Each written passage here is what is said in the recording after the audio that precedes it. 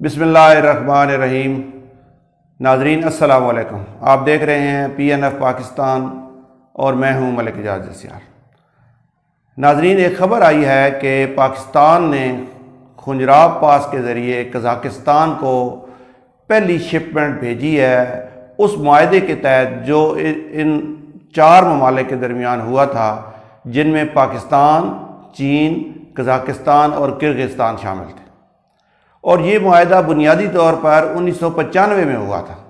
इसको quadrilateral traffic transit agreement भी कहते हैं, QTTA।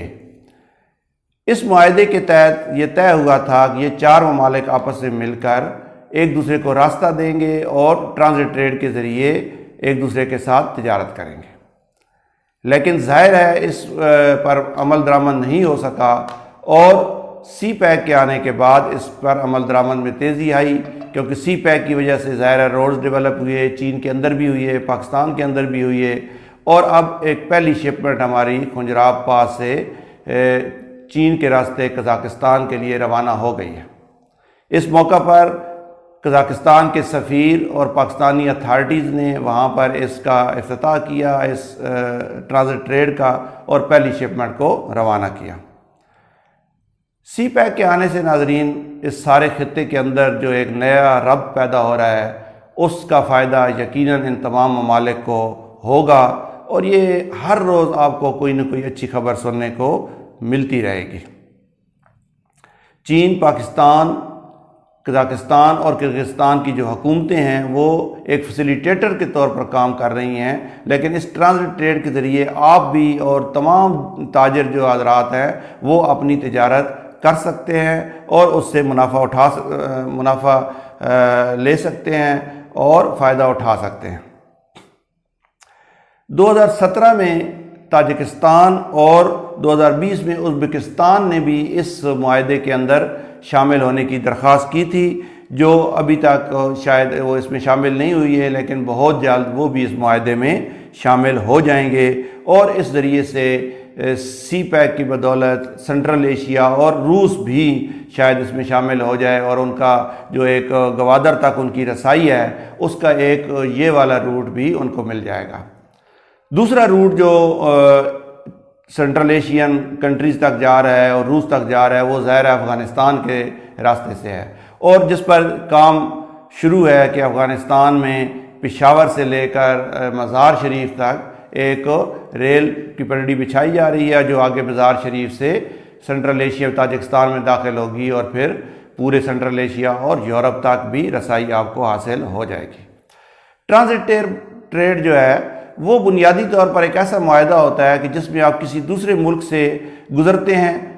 आप किसी फ़र्ज़ करें आप कज़ाकिस्तान से कुछ चीज़ें मंगवा रहे हैं, तो रास्ते में अगर किर्गिस्तान आता है या चीन आता है तो उन ममालिक पे उनके ऊपर कोई कस्टम या ड्यूटी वगैरह नहीं लगेगी। वो सिर्फ अपने टोल टैक्स वगैरह जो गाड़ियों के लेते हैं वो लेंगे और वो चीज़ें पाकिस्तान पहुंच जाएंगी और पाकिस्तान में आकर उन पर जो भी कस्टम ड्यूटी या लगनी है वो लगेगी।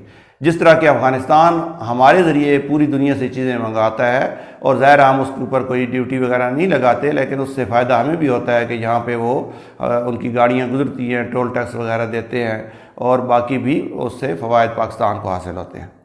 तो ये ट्रांजिट ट्रेड का मुआहदा ऐसा है कि जो तिजारत के अंदर आसानियाँ पैदा करता है। इसमें बहुत सारे रूट CPEC का, पहले तो आपने सुना कि एक रूट है जो जिसको हम गरबी रूट कहते हैं, फिर एक शर्की रूट है, एक सेंट्रल रूट है। अब इसके बहुत सारे अल्टरनेट रूट भी बन रहे हैं, जिसमें से एक बहुत अहम जो रूट है वो ये है कि चीन से जब आप पाकिस्तान में दाखिल होते हैं तो उससे आप इस CPEC के रूट से गिलगित से आप शंधूर की तरफ मुड़ जाते हैं और शंधूर से चित्राल, फिर चित्राल से नौशहरा और पेशावर के ज़रिए आप DI खान तक जा सकते हैं और फिर जाके गरबी रूट के साथ मिल जाएंगे।